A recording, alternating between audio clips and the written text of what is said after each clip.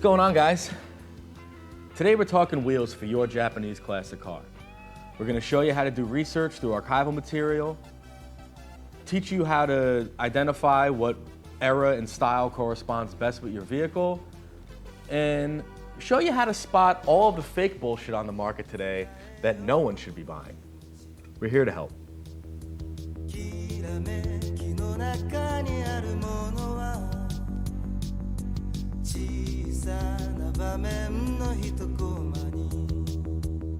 Okay, so there's no question at this point in time, there's many different options when it comes to choosing wheels for your car. New companies, old companies, lightweight wheels, refurbished classics, or custom order show wheels. There's truly no shortage of things to pick from for your car, and there's merit to just about every decision you can make in this department. The decision can become daunting when presented with so many things to choose from. But chances are, if you're watching this video, you're looking to buy the perfect wheels for your classic Japanese car. When it comes to this, there's a well-studied psychology of style that everyone should be a little more aware of, and we're here to teach you why that matters.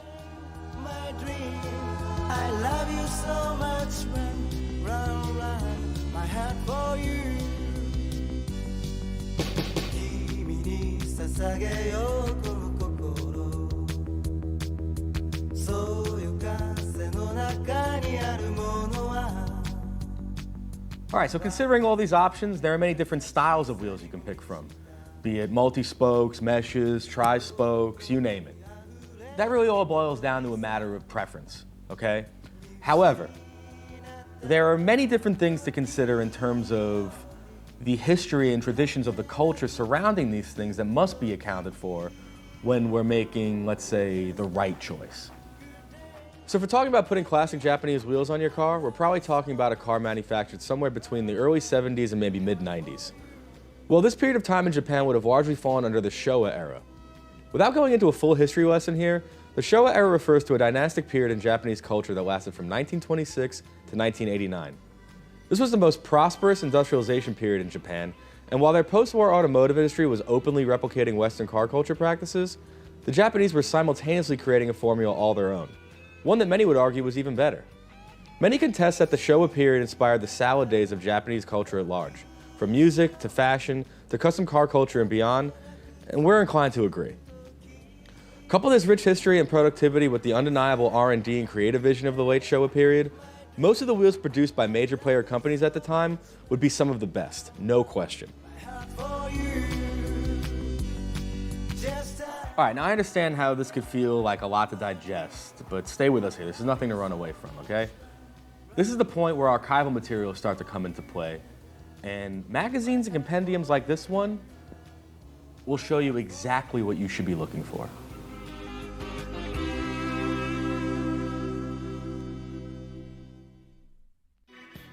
Here we're going to be referencing a December issue of Best Tuning magazine from 1981. Something of a lesser celebrated magazine from the era, but it's a great illustrator of the point we want to make here. Archival materials like this are your key to the past. Primary source materials that will tell you everything you need to know about the Joneses and styles of the time, in the words of the people of the time, for you to carry on into today. Makes, models, sizes, prices, and specs, all written out in catalog detail. The information is right here. Not on Instagram or what your friend's brother who used to own a Celica in high school might say, but the documents, raw facts. And look, magazines like this are out there. They're not hard to come by. There's many issues of Carboy or Young Auto that would be easier to find online and could ultimately serve as a similar function for research. Hell, Carboy used to put out yearly supplements that were meant to be comprehensive wheel catalogs for their readers. I mean, come on, get your hands on some of these. But John, that's all well and good. What about my budget? I can't afford these wheels. Listen, I get it. Budget is everyone's concern, okay? Whether you just spent a few $1,000s on your first old Toyota, or you're spending half of your retirement money on restoring an old Z, everyone's main concern here is going to be budget at some point, okay? But this is where you have to stay strong, and don't fall for all the fake bullshit on the market that's only meant to get you halfway to perfection. The fact that wheels like this exist are only meant to hurt you, trust me. You can only afford the correct choice.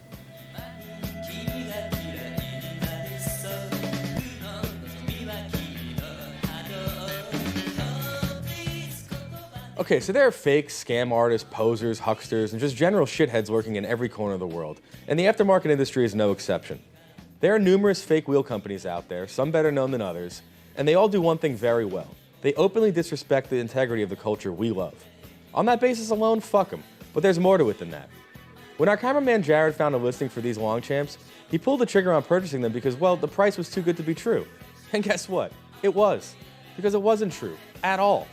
See, these aren't SSR Longchamps. Hidden in the fine print, these wheels are a Colin Project version of the iconic Longchamp. One-piece aluminum wheels cast in some sketchy factory overseas out of recycled soda cans and wasted ambition. They're garbage and they shouldn't exist.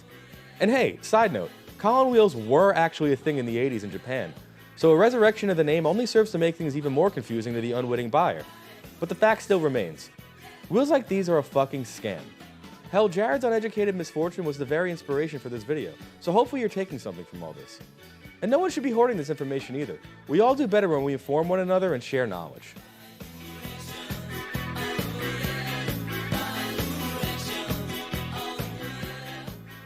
All right, so when you have your magazines, your primary source material, and you have all this Japanese text in front of you, what you're gonna do is you're gonna take a picture, you scan them on your computer, you go into your Google Translate app, okay, and you scan.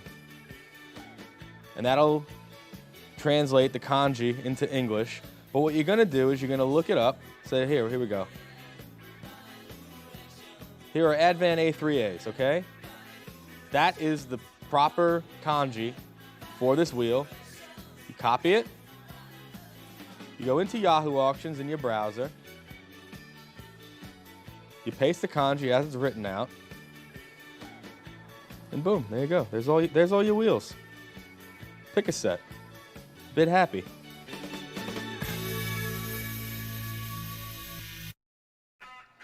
And here's kind of like the working analogy for me with fake wheels, all right? If you're the kind of guy who feels comfortable wearing a fake Rolex, you're only showing those with a discerning eye that you're a buster. However, when your Rolex breaks into 3 different pieces, it doesn't stand to kill a whole family on the highway when it does. Fake wheels do. It's one thing to be a liar and a cheapskate, but it's a whole other issue when it stands to risk the safety of others.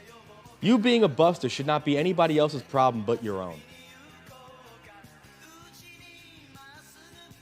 All right, so let's say Exhibit A on what you should be looking for, all right? An up-close look at old Advan tri-spoke here, okay?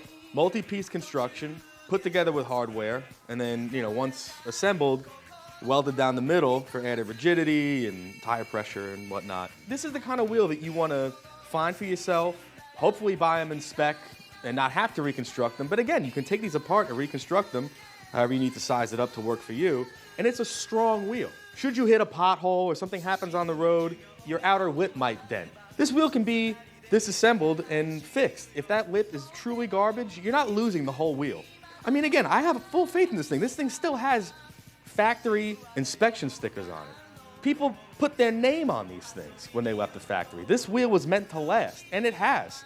And again, on the back here, you got made in Japan. That's an authentic wheel. There's no denying that this thing was made, when it was made, by who it was made by, and meant to last.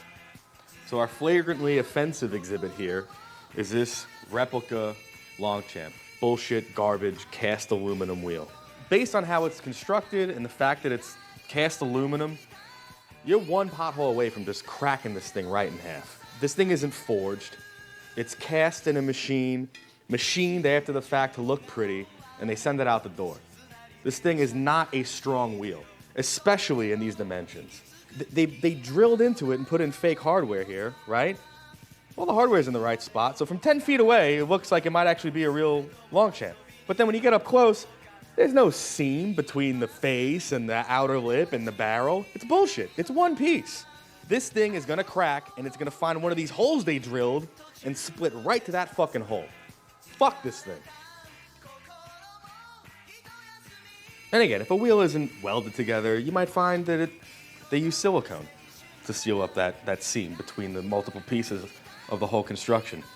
But again, on this old Glid, here you have honest hardware assembling multiple pieces of this wheel, and it was built to last. Inspected at the Southern Ways facilities before it left to go on your car.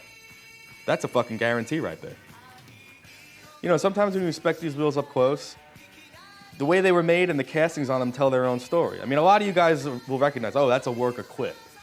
And it is. But did you know that back in the day, Work was a subsidiary of Enkei, and that line produced this first equip back then, how many of you knew that Enkei had anything to do with work wheels? You all see the license plate frames, but did you know that Enkei was the parent company of them?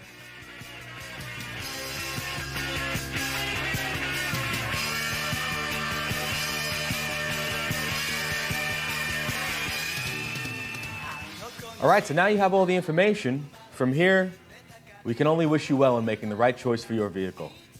What we're gonna do right now is take this piece of shit and send it back to where it came from. And hopefully after watching this video, it doesn't end up on any of your cars. We hope this helps.